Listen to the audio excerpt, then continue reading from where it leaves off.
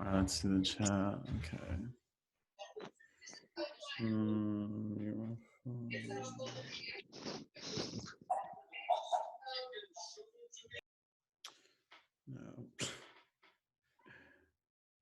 All right. I think we should start. Yeah. Got everything squared away. Can you give me permission to record it? It says I need permission from you, Sheikh, to record the. There you go. You're the host. All right. All right. How are you, Tasneem? Hello everybody, salam, Ramadan Mubarak. Ramadan I'm Mubarak. good, alhamdulillah. Hope you're all well and safe, inshallah. Alhamdulillah. Alhamdulillah. Thank you. Likewise. All right. So, Bismillah. Do you want to begin? I think you should begin. Okay. All right. So, the topic of today we said would be our experiences traveling in the Muslim world. And I think it's a really important topic to talk about because many Muslims in the West, I think they don't travel to Muslim countries, or if they do, they only travel to their home country, which isn't really the same as traveling for the sake of, usually it's not the same as traveling for the sake of learning or learning about Islam or experiencing Islam. Usually, you go from home to home. A lot of times they're bored, they're forced by their parents. And if they do have travel experiences, it's always to Europe or Mexico or something like that. I notice a lot of Western Muslims don't have real on-the-ground experience in the Muslim world. And I think this is a big problem because, growing up in the West, we're experiencing such a weird version of Islam in this moment where there's Islamophobia and secularism and all these things going on. And if we don't have an experience in the heartland of Islam, a lot of times I feel like our understanding of Islam can be limited by that. So on the flip side, like I said, we have people who do go to the Muslim world, but it's just to visit their cousins or something. They're not really doing anything related to Islam. And you get this thing where they're not really that connected to the religion in that way. But if you look back to our greats, our history, Sa'di Shirazi, Ibn Battuta, there's so many Muslim scholars who either traveled all over the place and had, they wrote travel logs, or they went from South Asia to Baghdad, from Baghdad to North Africa, from here to there. So travel from one part of the Muslim world to another has always been a big part of our tradition. But I see that this is something that many people in diaspora just aren't doing anymore. They're not interested. If they have like a 2-week vacation in America or 1-month holiday in Europe, why would they go to like Cairo or, Oman or something? They want to go to just some European country and take like a flex Instagram photo for everyone. So like going for the Eiffel Tower. Also on that introduction, just everybody just be on mute, please. Let me ask you the question. By the way, you can mute people who are talking. I can't do it anymore. Oh, really? Okay. Just mute those boxes that become yellow. Sure. There's a naughty boxes. Just mute those. Thank you. So let me ask you the question. Why should we travel to the Muslim land? And I would go beyond the homeland to say the Muslim land, because so I've been to Cairo a few times, and I went to Cairo last year, which was probably the most important trip that I've taken to Cairo. And it changed the way I thought about what homeland was for me, because I realized I can no longer just say this one place is my homeland, because I connected to the history of Cairo in a way that most Egyptians probably don't know how to connect to, because I come from a position from history and knowledge of what the land meant and what has happened in that land and what it means for me understanding my faith and place in the East today. So why is it important for Muslims to travel not only back to their homeland, but to the wider Muslim world, if you can define it as a Muslim world? I think it's just important to keep our connections up with our history and feel connected to it and create this kind of interconnectedness or sense of belonging to one another. Connected to what exactly? What would you say? I would say our culture generally. A lot of times with this nation state framework, we think this part of the world belongs to me. But, when I go to the Husseini Mosque in Cairo, I feel just as connected to that mosque as I do to the one in Isfahan. Right. But I think a lot of modern Iranians or modern people of really any nationality, they wouldn't think like that. But to me, I feel just as home walking through the bazaar of Cairo as I do through the bazaar of Tehran. So I think that we need to have these affinities or sense of connectedness coming back, because in the past, that's how people used to think. You think about it now, or back in that time, maybe for like a well-educated Iranian, Baghdad would have felt really close to home. Cairo would have felt close to home. Istanbul would have felt close to home. But you know what, Iranian, even if, let's put aside the political issues or means of money, what Iranian would make time to go travel to those places? They would rather go to a place that's completely foreign to them, like Rome or London or or Paris. whatever. Yeah, Paris, a place that they have no connection to. They don't understand the significance or the history of that place at all, usually, and not all the time. Don't want to generalize. But then we have these places that are so important to our history. Like take the example of Cairo that I gave you, Khan al-Khalili. Khan al-Khalili is named after a Persian trader who would go to Cairo and go back and trade. Khan is a Persianite, Turkish, South Asian word. It's not an Arabic word. Well, how many Iranians would know that, So we've totally lost and forgotten these connections. But if you look at the writings of our ancient scholars, these were the places that they thought about, that they went to, that they connected with people. But nowadays, we've totally just forgotten and cast away all that. We're only interested in going to Rome and London. And but let me ask you, when did you start traveling to the Muslim world? Because your page is really all about photography and stories from the Muslim world. But when did that begin for you? Yeah, just before I answer that, just to add on to what you said, I was reading about the Roman Empire the other day, and how if you look at the Roman Empire, it stretched all the way from, I guess, north of England all the way into Turkey, Syria. So if you were a Roman citizen, you could be a Syrian Arab who was Roman. Right. You could be an English Scot who would be Roman, and the emperor, I think it was Emperor Justine, I think, who made everyone citizen. So you could be a Roman and you could be an Arab Syrian, or you could be Roman and you could be an English or French.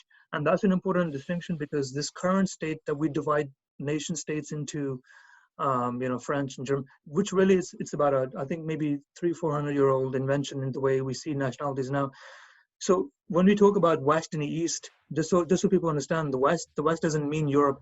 Arabs were Western in the same sense. Turkish were Romans too, right? Rumi comes from the word, from the Roman land, and we know he was Afghani, right? He wasn't Roman. So this idea of us going back to the homeland, to the East, to the Muslim land, really is not a new idea. It's something that the Romans did, something that we've always done. The Seljuks did, Safavids did, the Ottomans did, and it's something that we've only recently started saying that, look, I'm Indian, or I'm Persian, or I'm Egyptian, or I'm Moroccan, or I'm whatever.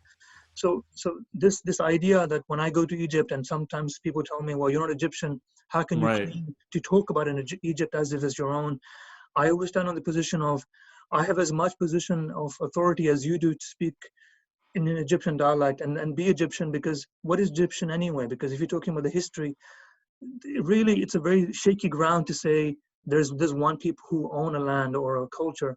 Because we will know in Hankas, in Cairo, Sufis came from all over the Muslim world. We know in Baghdad, Persians, Saadi was there. So we always had this exchange. There was no concept of he's not from here, he's not from here. So therefore we were different. So this is something that I've tried to revive in my travels and writing in the last few years.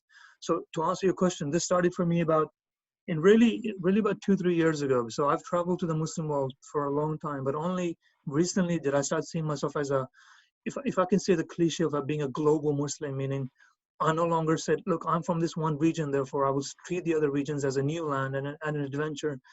And this all comes into the area of how do you see the other, and how do you photograph, and how do you write about them. So if you read my Instagram stories and posts, I assume the position of being a Tunisian and an Egyptian and an Iranian and an Indian in the same breath, because this is the universality. This is the one rope we're tied into, and so this is the way I see it. And really, it's begun recently, and it really begins when you start learning the history. And this is why I keep teaching and educating from my limited knowledge on our history in the Muslim world. And often people are amazed when you tie the knots.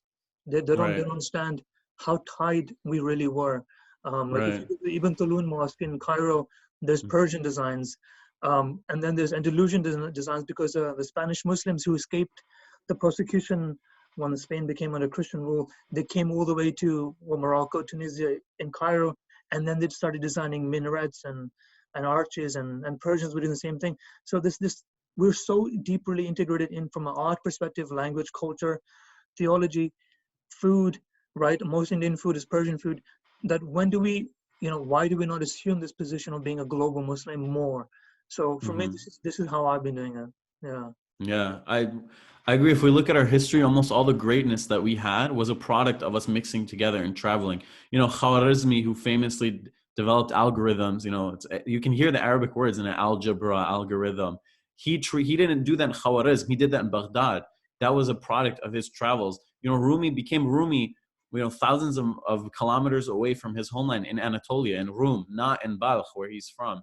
All of these greats, so many Persian poets traveling to northern India or going westward to Baghdad like Saadi did, and then all the way, to the Levant, and then to Egypt, and then to, Turkey. And a lot of times the Muslim world always flourished. It almost feels like in diaspora, it seems like our most glorious empires were in Baghdad and in Istanbul, not in the Arabian Peninsula. Our best Persian poets were living in India and Turkey and from the Levant. Some of the greatest poets of the Persian tradition. Modern Iranians don't know this, by the way. They're Arabs who were born in Syria or in Lebanon, or someone in Cairo who learned Farsi. Some of the earliest, like I'm studying Hafiz right now, some of the earliest commentaries on Hafiz's poetry, one of them was written by a Turkish guy living in the Balkans 200 years after Hafiz's life.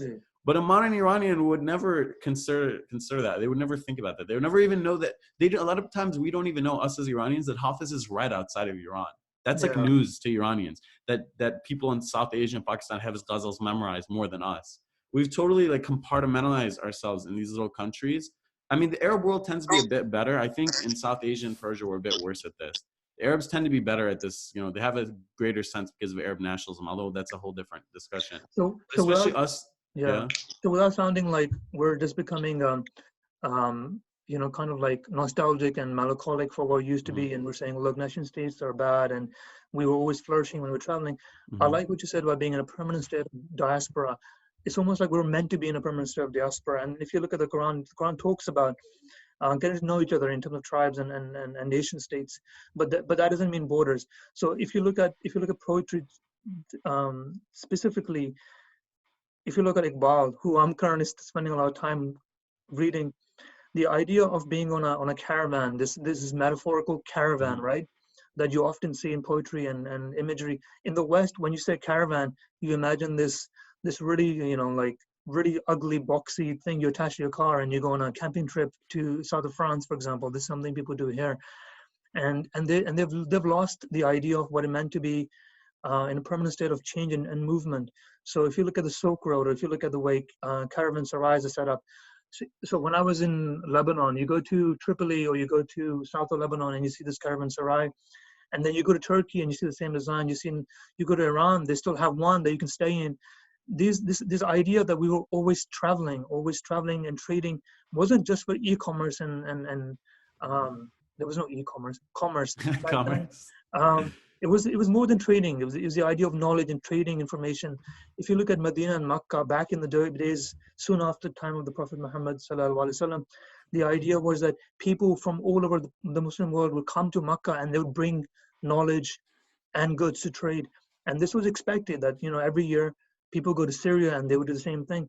So we were always doing this beyond just commerce. It was a way to get to know each other and spread poetry and oral tradition and make friends and intermarry. And this is what we always did. So the idea of being alive was deeply integrated with the idea of being on the move. So for Iqbal, the idea is that if you're not riding this caravan of life, if you're not moving, you're idle, in a sense, you're dead inside. And this idea can become, now you have the idea of being a wanderer, as a traveler, and wanderlust. Yeah, right. This wanderland. But this is a deeply integrated Muslim concept that we have to be traveling, and you can, this is so we're not talking about just borders and how things were good and now they're bad.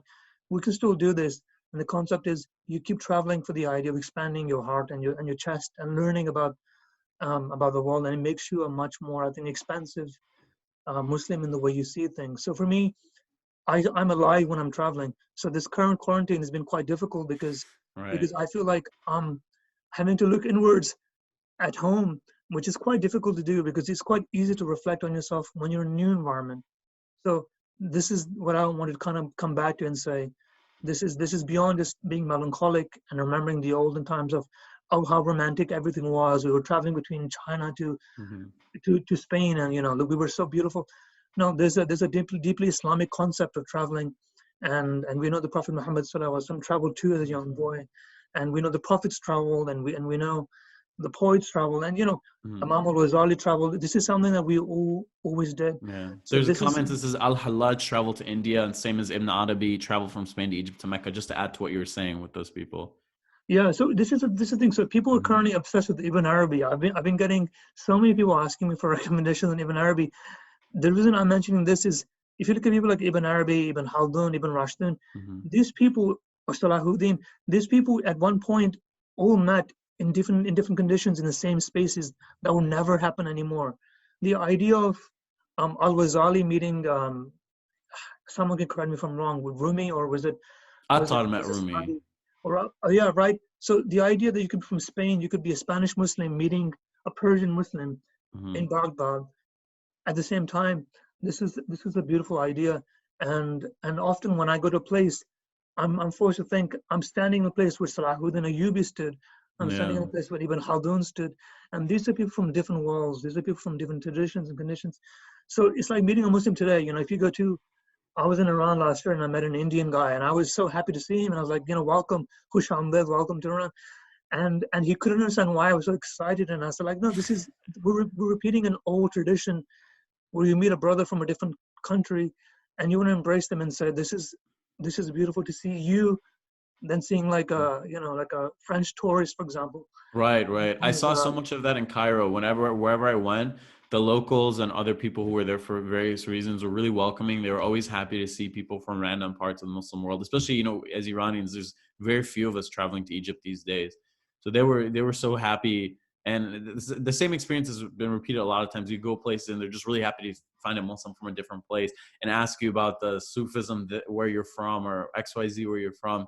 And I find that these interactions, they kind of help fix a lot of problems that have come up that aren't related to that period, but the modern period. A lot of modern issues of sectarianism and nation state nationalism and things like that. I noticed that a lot of times, for example, Iranians have bad opinions of Arabs. They've become famous for being Arab phobic and things like that. And also some religious Iranians, sometimes if they're Shia, they don't like Sunnis or vice versa.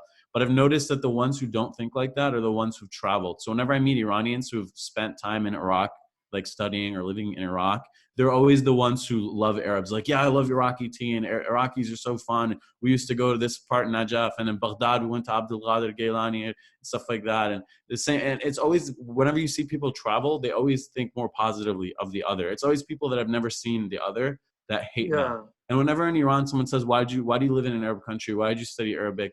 Why are you typing in Arabic on Instagram? I say, because Arabs are great. And they're like, no, they're not. I'm like, have you met an Arab before? Most of the time they'd be like, I've never met an Arab before. I'm like, well, meet one and see what they're like in person. Okay, so let me ask you, so when you and I started talking, you were living in Amman.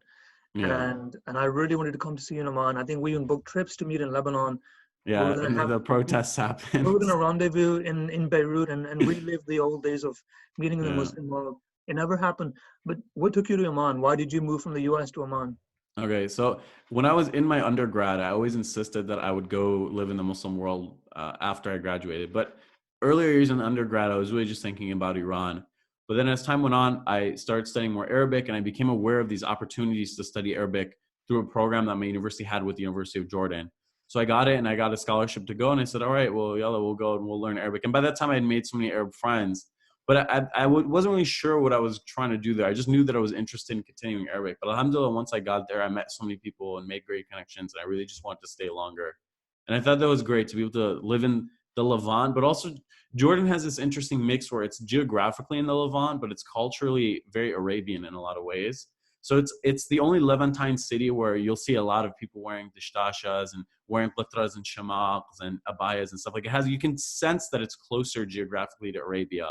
Versus, in Lebanon, Beirut, you'd never see that. In Damascus, you'd see a bit of that, but like not really either. But it also was really Levantine. Like the dialect, you can talk to people straight from Palestine, straight from Syria. So I got a lot of both worlds, you could say. Is it true there's mostly the diaspora of Palestinians form the new modern Jordanian community? Is that right? Most of them are Palestinian? Is what I've heard. It depends where you go, and this issue is itself very controversial in Jordan because there aren't any really issues, you could say, but there's some nervousnesses, if you can say that, about how the demographics of that country or the power sharing or the balance of all that will work, because it's thought that there's more Palestinians by number than actual native Bedouin origin Jordanians, but I don't think there's like an official count or anything for obvious reasons, kind of like in Lebanon. But yeah, most people that you'll encounter, average Omanis, will either be of Palestinian origin or they'll be Jordanians who've kind of like assimilated into the general Shami like culture. But if you venture out of Amman in any direction, you're going to meet up people who, like, with Bedouin origins, wearing thobes, like singing poetry, you know, campfiring in the desert, stuff like that. So so what did you take out from your, were you there for 1 year in Amman? Was it 1 year?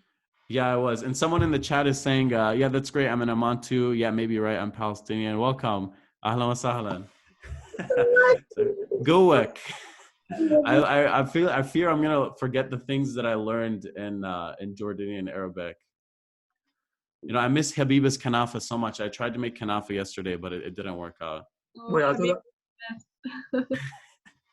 thought that's a Turkish dessert. Are you claiming that's Arab? What's up? Can you just mute the? Yeah, I just muted them. So what did you take out of your 1 year in Amman as a Persian, as an American Persian in Amman? So when I first got there, I got very lucky. So I talked about this actually in the video I did with my friend Hamza, where I was in the orientation for the Arabic program, and the guy said, "How many people are here for one semester?" And 3/4 of the room raised their hand, and they're mostly like white people who want to work for the government or something in that line, or become like an Orientalist academic or something like that. So they all raised their hand, and then I was like, okay, that's normal. My hand was up, and then he said 2 semesters, and then I want to say out of the hundreds of like 200, 300 people, only like 20, 30 people, 50 people raised their hand. And he's like, more than 2 semesters. And it was like me and like one guy with like a giant beard and a thobe. He looked like a sheikh, like maybe from Turkey or something. And I was like, oh my God, like I'm dying here. Like I'm stuck. Like a whole year in this country. Oh my God, I can't. Like this is so long. I don't even know this country. I don't know the language. I've never been here.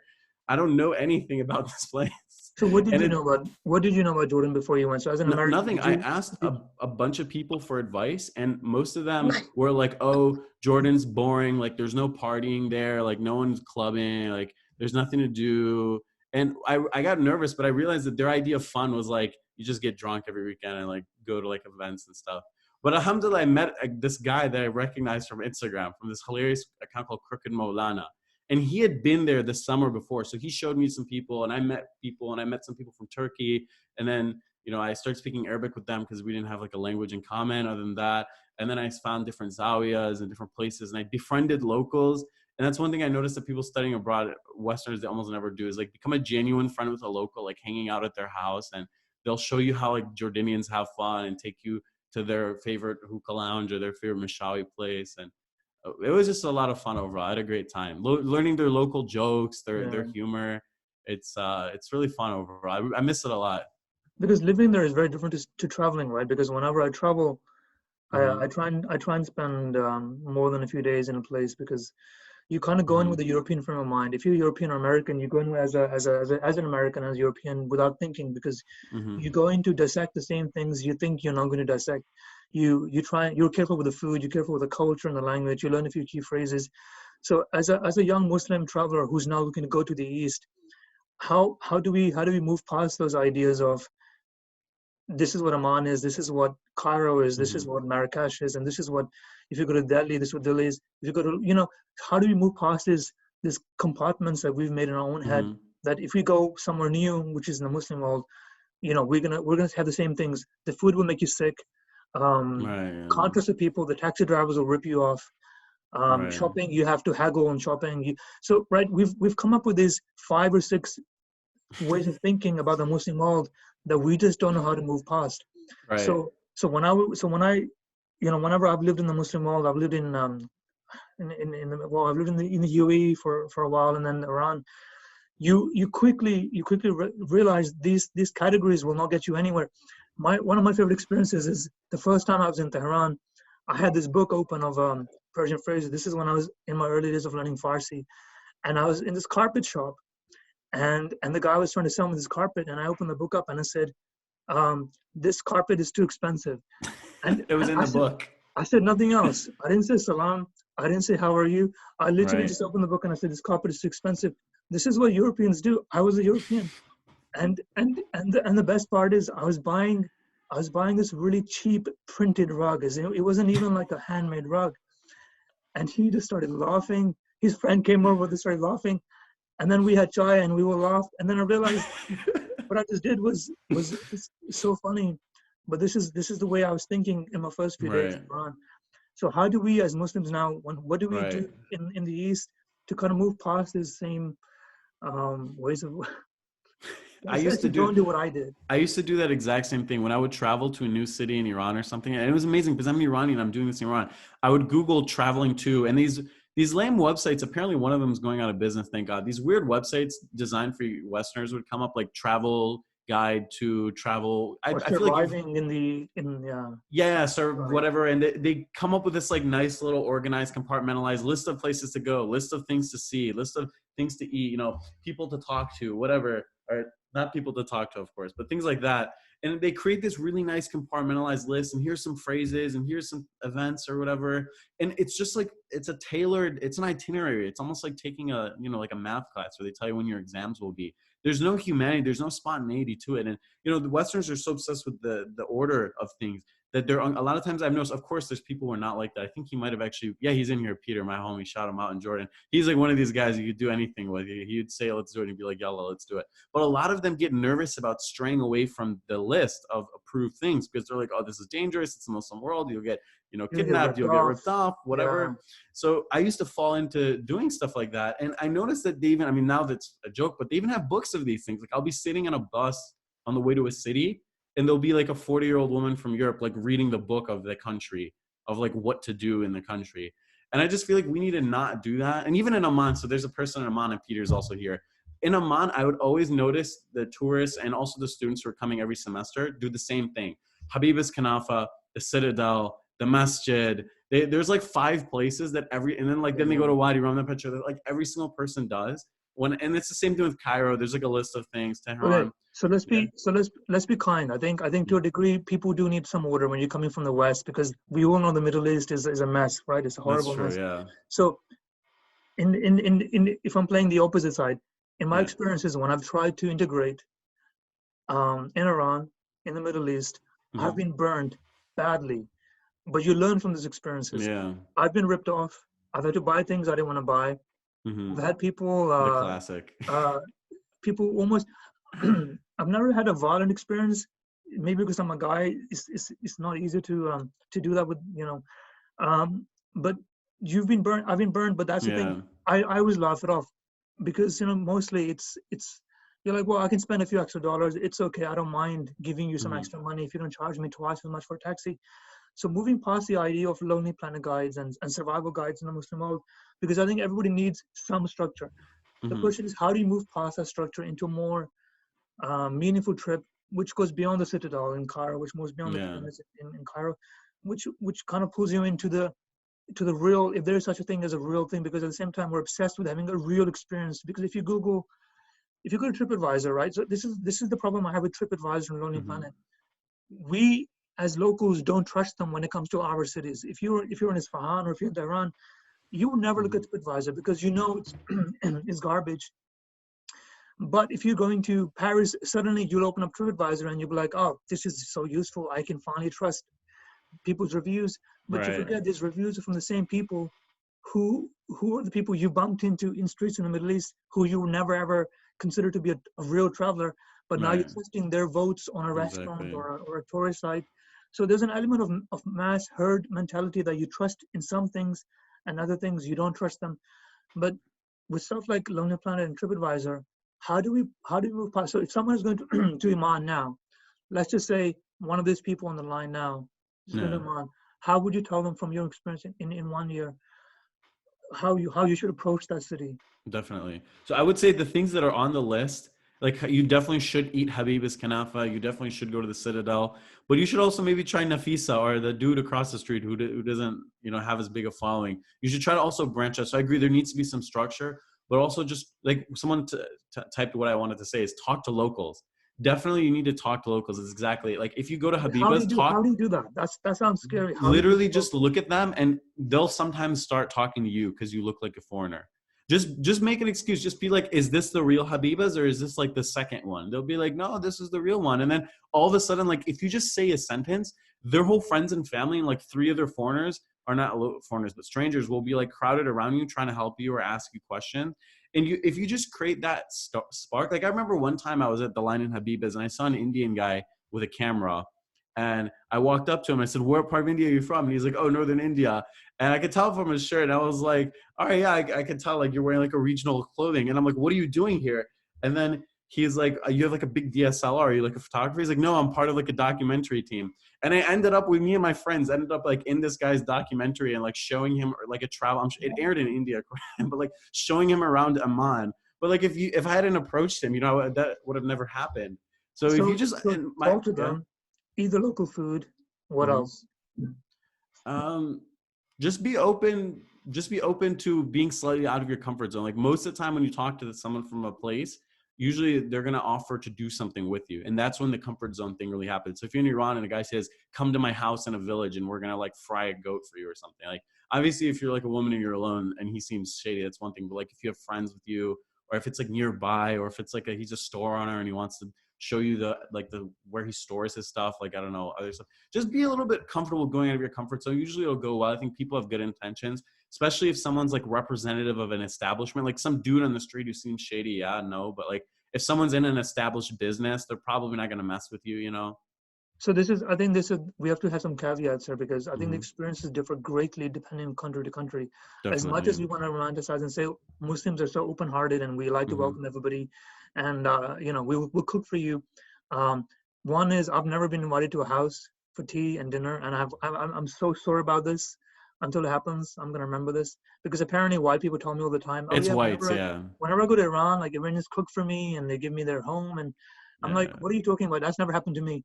If you go to places like Pakistan or India, the experiences can greatly differ. So you have there's an element of who can you trust, because there's always an element of what do they really want from you. So you have to really understand what you're getting yourself into, because when I was traveling in northern Pakistan once, I met a guy who said to me, "I'm from this village, it's on the border with China. Come to my house," and same thing, I'll host you and everything. And the part of me was like, I don't know if I can trust you. I really don't know if I can trust you, because I'm a guy, so I should be hopefully safe. But do I really know what your values are? Because if you're from the Punjab region, things are different depending on if you're from Sindh or if you're from Balochistan, if you're from Kashmir, is different. So region to region, the values and the outlooks really change. The same thing is true in Iran, right? It's like most countries. If you go to Tehran, it's not going to happen. If you go to south of Iran, people are warmer in a sense, and it's more likely to be hospitable. If you go to Yazd, it's different. If you're in the Middle East, in Cairo, it's different. If you go to south, it's different. So you really have to understand, because we can't just paint over and say all of us are going to offer you hospitality and give you advice. Because someone asked me, what have you been ripped off by? I've been burned many times in all the countries I've been to, because people will offer you accommodation and you turn up and they say, well, it's free for you, but then they want a tip, and they want a really generous tip. Or if they cook for you, they say, just pay me whatever you think it's worth. And that is the ultimate trap. If someone tells you, just pay me whatever you think is worth, you never really know how to answer that question. So it's a test. So I always end up overpaying.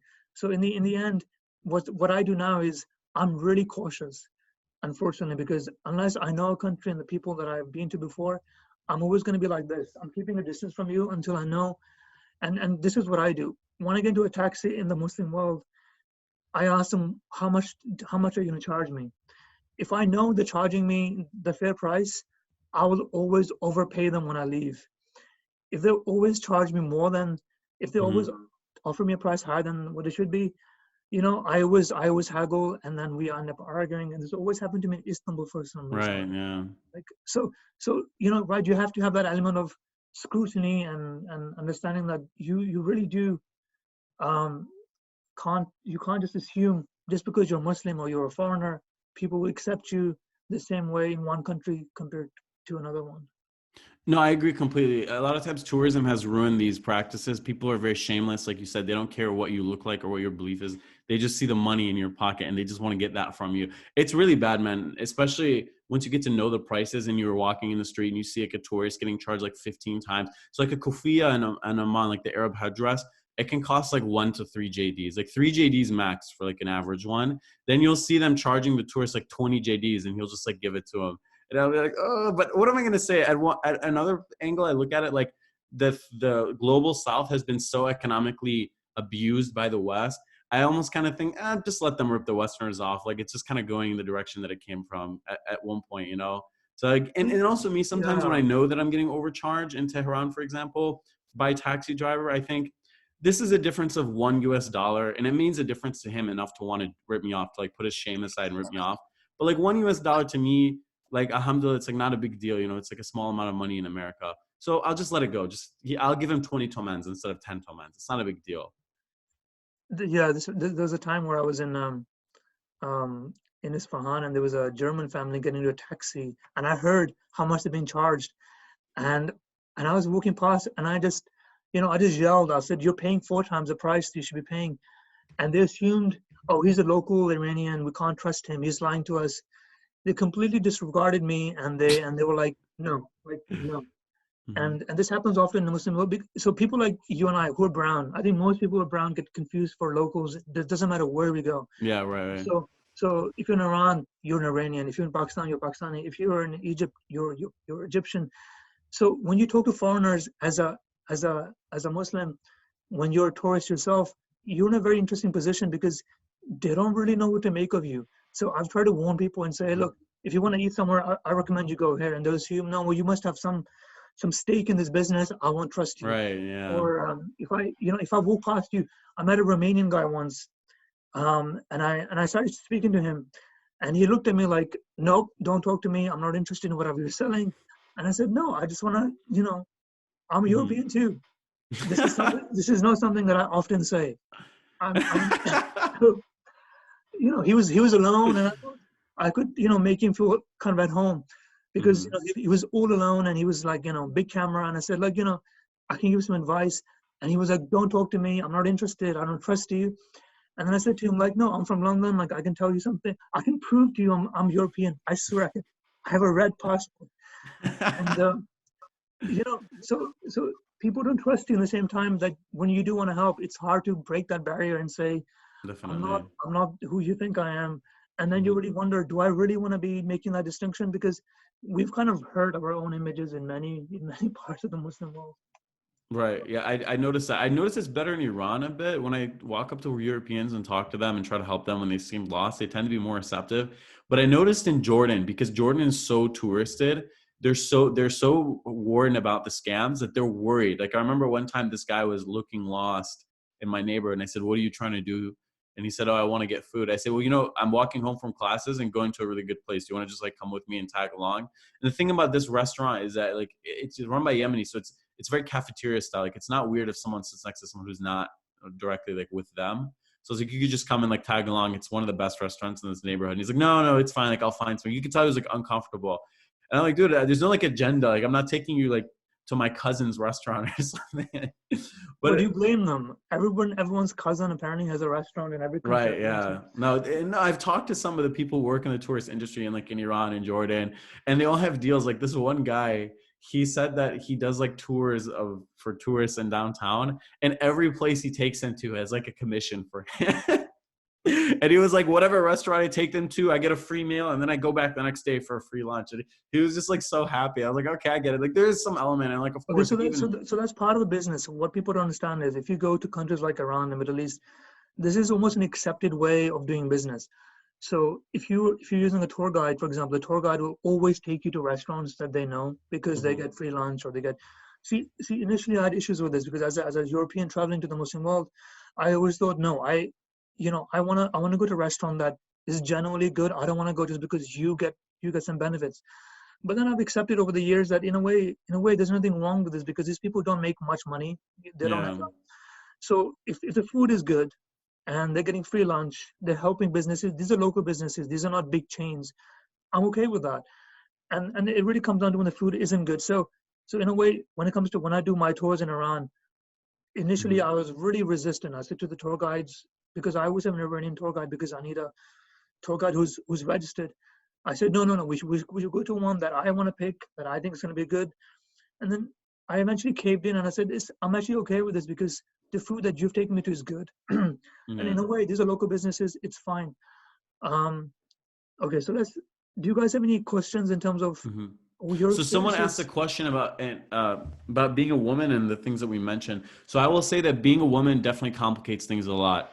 Because unfortunately, in the Muslim world, gender relationships can be very complicated by you being a foreigner or not being from there. A lot of times people in the Middle East, and this is due to it's like a long conversation, media and other stuff on the internet have a perception that people from the West are just kind of, out there. Let's just put it that way. Even if they're like of Muslim origin, they still think that about them. So if they see like a woman visiting from a foreign country is like trying to talk to them, or they like invite you somewhere, unfortunately that can have like a very specific connotation that I would like assume most of the time is not what the person's going for. So like if you're a woman and a man invites you somewhere, it's definitely not, I would definitely would never take it up unless it seems very safe. Like I would like hang out with someone in public, but I'd never go somewhere private. Or maybe unless it's like a big family, maybe like they have like a wife and a kid or something, that's different. But like if a single man is trying to talk to you in the Muslim world, it'd be like it's the same in the West. Just assume that there might be another agenda there, so to speak. And always, keep your wits up. And as nice as someone might seem, you never know who a complete stranger is. Like inshallah, everyone will be nice, but inshallah, it's definitely harder as a woman. And the concept of male and female cross-gender friendships, it's not present in a lot of Muslim societies, or it's very new. It's kind of like this Western idea that is kind of entering. So it can be weird for them if you're too friendly. So there's like in Iran, a lot of times, if they want to say if a girl is out there, like she's so friendly, she's smiling and she's talking to us. Yeah, it means something. So you need to, I feel like you need to be, and if you come from like a Middle Eastern or South Asian, whatever background, you can just like revert back to how your parents interact and think about that with like the other gender. You need to keep that in mind. Like at the end of the day, these aren't people in your home country.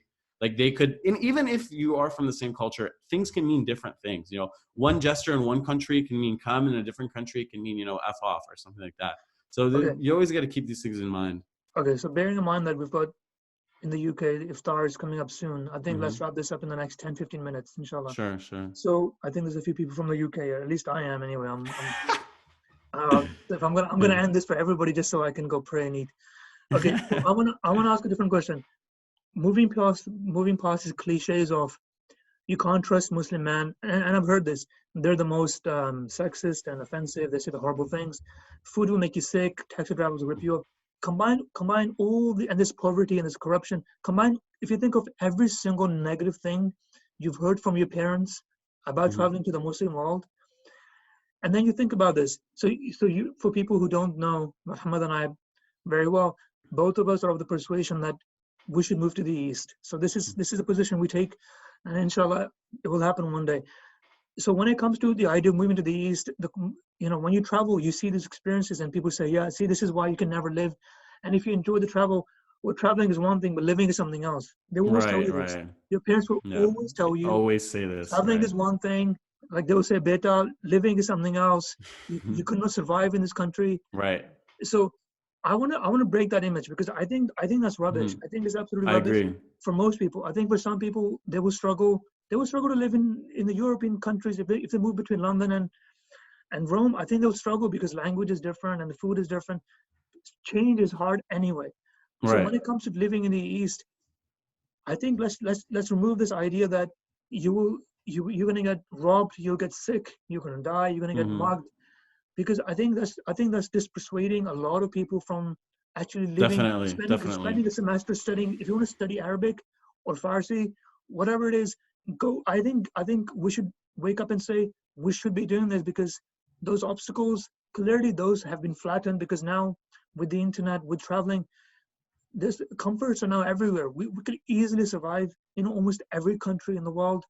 That idea that you're going to get malaria and die is gone anymore. I mean, inshallah. Yeah, definitely. Right. So would you agree with that idea? Definitely. So I'll take it back to when I moved to Iran. I was like 15. I wanted to move and live there with my family instead of in America. Everyone said exactly what you're saying. It's different. You've only visited. You don't know what it's like. You'll get sick. You'll get ripped off. You'll get kidnapped. Don't go. Every adult around me who was of Iranian origin was like, don't do it. You can't do it. You can't. And I went and I stayed for a year, and I actually wanted to stay, but I returned for university because the university system there is so different. It's not as good, unfortunately.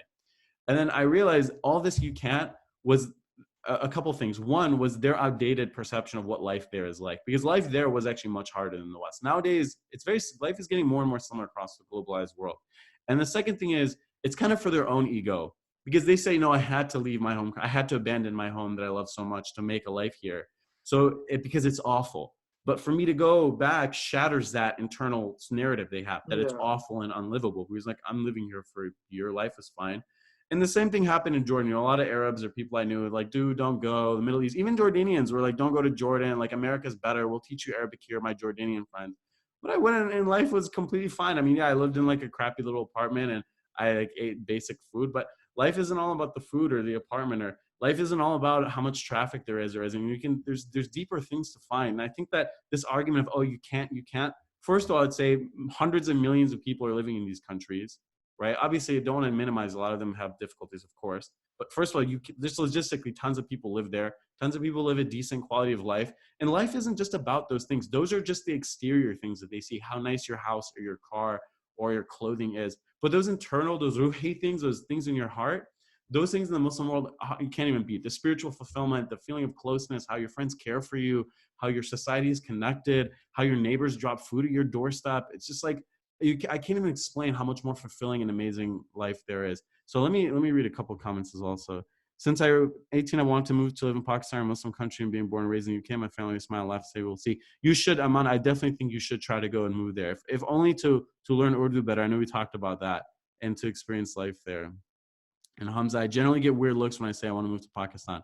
It's fine, man. I've noticed a lot of these aunties and uncles in diaspora, they're totally disconnected from their countries. I'm sure if you guys go, you'll have a great time there. You know, I think the key thing you touched upon was what matters to you in terms of what you want to get out of it. Because I think if you challenge our parents' decision to move back, they see it as a regress. They see it as you're going back on my decision. My decision was to improve your life. Your decision is to worsen your situation. And what they don't realize is, and this is something that you and I have spoken about, this is what is the loss, the cost benefit analysis of you living in the West versus moving back to the East, even for a year. And what people don't realize is the internal struggle that you go through as a Muslim in the West. And people will say to you, well, Islam starts at home. I've heard this. Go to your masjid. You have family and friends here. What do you really want? And this is all to contain you. So in a way, we are encouraging kind of a rebellious movement, because whenever I've lived in the East, I've realized there's this serenity and peace that exists. And so we're not romanticizing the hardship people have. People have a hard time. But when I was living in Iran, I realized people have this peace and happiness amongst the poorest communities that you don't see with the richest communities in the West. People don't have that desperation the way we have in the West. And in a way, your heart slows down, your outlook changes completely, and you come back, you come back healthier, you come back in a much more positive way. And this is something we don't consider in our own faith is what is the cost of living in the West, where you're constantly struggling against the desires of your eyes, your heart, your ears, when you're forced to pray in a masjid that doesn't really have a community, when you're living with neighbors who don't practice the same faith. And there's nothing wrong with living with non-Muslims, but when you don't have the same community, it can really, really hit you over a couple of decades. So these are the benefits that I almost like we need to make a list of benefits that you get from living in the East, which I think a lot of people will gain, especially from our generation, because I think we're stronger now to be able to move to the East, knowing what we want out of it. We don't want some idealistic goal. I think we kind of know if faith is the reason you want to move to East for, I think it's a really, really good idea. Just my closing thought to return with is that in the West, because of Islamophobia, because of secularism, because of all these issues, where the current is against Islam. It seems like if the peak of the water is Islam and the waterfall is, losing Islam and losing all that stuff, we're just being pushed towards the waterfall. And you just have to swim as hard as you can just to stay in place, just so you don't keep regressing. But in the East, and depending on where you are, obviously, in Tehran, in northern Tehran, that's not the case. But the direction of the flow is towards Islam. And if you just wade, the water will just take you slowly, right? So the environment really counts. Of course, it's internal, but you are impacted by your environment to a great degree. So if you're in a place where the people around you think like you and they have your values, that'll definitely help you a lot more than being in a place where your values are actually actively, disliked or discriminated against, let's say. Yeah. Do you see an Islamic West in the future? Inshallah, people who live in the West as Muslims and who will justify it at any cost. And I'm looking at the extreme version here. They'll say Islam is rising in the West because we are able to practice Islam freely in the West, which is true. There's a lot of more freedoms here than there are in the Middle East, this is also true.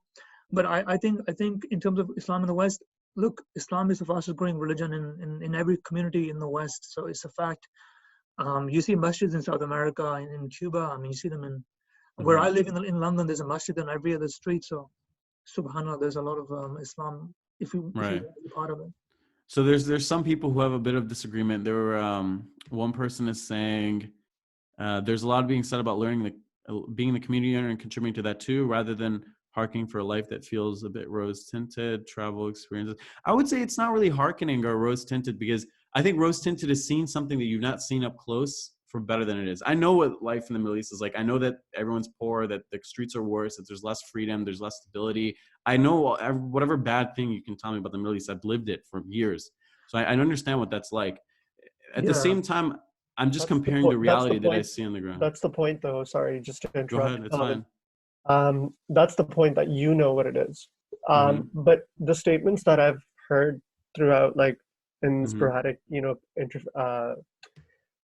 the statements that I've heard throughout the course of this conversation are problematic in one way, in that this idea of what you were just previously saying about the winds of, or the current of Islam is like, the current of Islam in the East is going towards faith and practice. So that's the concept of virasat, right? Like in South Asia, like we have this saying like, we got our faith in inheritance, right?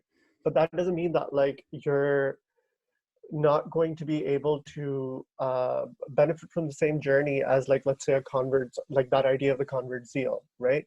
So I grew up in Saudi Arabia. I was born there. I lived there for 12 years, and then I moved over to Canada. I would argue that my spiritual journey and my faith learning is much more solidified by my experiences as growing up in the West than they would have been had I stayed in Saudi Arabia, because I see my friends that are still in Saudi Arabia from my childhood, from my school days, and I see what their life is. And I don't think that we can make the same claim that just because you are surrounded by your faith, you will experience your faith by the same way that Muhammad Ali, as somebody who returned and was driven by that desire to learn your faith. I think let me answer. We're talking about Muslim countries here. I think the 100%, inner journey, 100%. the inner journey is the most important thing here, because none of you can just get up and go to the East and say, I'm going to have a better faith, I'm going to have a better experience with Islam, better faith, connection with Allah subhanahu wa ta'ala. That's absolutely true. We're overgeneralizing and simplifying. It's a very short session. It's a longer conversation that needs to be had. And it's true. I've heard same stories in Pakistan and Iran. If you go to Iran, come on, most people don't practice Islam, right? We know this for a fact. None of us are under the illusion that if you go to the East, suddenly your faith will go up, you'll dress differently, you speak differently. This is not a guarantee. The way I think Muhammad and I are looking at this is, if you have this inkling to have that improvement, and you've done the foundation work already, and maybe you kind of need a catalyst, and sometimes the change itself can be a catalyst, it's worth pursuing. And essentially what we're saying is, why would you avoid going to the East? Because our parents have told us the East is nothing but ugliness and poverty. And I think we have to challenge that view. Conversely, it's true. You can definitely move to the West and have a better faith and have a better experience as a Muslim. But in reality, it's a very nuanced conversation we have to have, because this isn't about being rose-tinted or saying the West is better and Islam is better than one and the other. I think you really have to understand what you're looking for and where you're going to get that. So if you traveled and you know what you like, I think go for it, pursue it, and see what comes out of it. But don't stay away from the East and say, it's nothing but horrible things, and Islam in Canada or the US and the UK is the best version, because I can tell you it's most definitely not the case. For me personally, Islam has only been improved for me living in Iran, not in the UK, because over here it's a whole different ball game. But essentially, it comes down to is what your faith is for you inside. And I think maybe on that, I'm gonna have to leave this session. But if you guys can continue, I have a couple closing thoughts, I guess. Okay, so I'm going to leave, so inshallah, I'll speak to you guys soon. Welcome. Goodbye. Have a good iftar. So